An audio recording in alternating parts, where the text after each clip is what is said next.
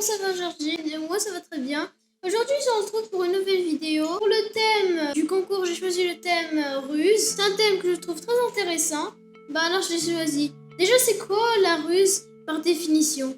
La ruse signifie malice. Ce terme désigne l'habilité d'une personne à agir de façon astucieuse, maligne, voire fourbe ou déloyale afin de parvenir à ses fins.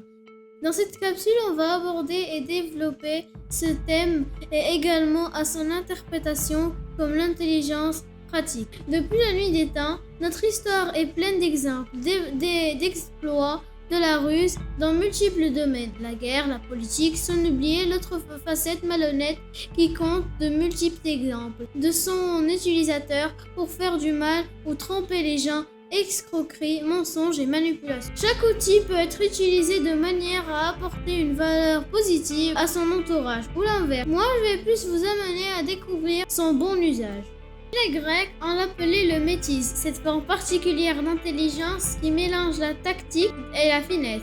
Difficile à cerner, il est néanmoins présent partout dans l'esprit du stratège, du chasseur ou du bricoleur. Cette capacité de l'intelligence qui correspond à l'efficacité pratique, au domaine de l'action, à tous ses savoir-faire utiles, à l'habilité de l'artisan dans son métier, aux tours magiques, aux ruses de guerre, aux esquives en tout genre. Dans toute situation de conflit ou de compétition, la victoire peut s'obtenir de deux façons, soit parce qu'on est le plus fort sur le terrain en question, soit par l'utilisation de procédés qui ont pour but de fausser l'épreuve et de faire triompher celui qu'on croyait battu. La ruse est aussi la vivacité et la délicatesse de l'esprit.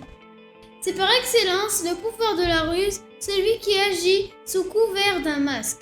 Ainsi, la réalité et l'apparence se dédoublent et s'opposent comme deux formes contraires pour créer l'illusion qui va tromper.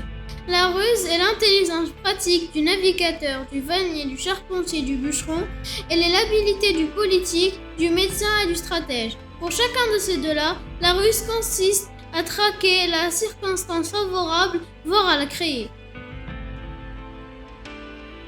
Je vous invite tous à être rusés dans le bon sens, en pratiquant cette forme d'intelligence avec un code de morale et une éthique exemplaire pour bien servir les bonnes causes autour de nous. Et à plus pour une nouvelle vidéo.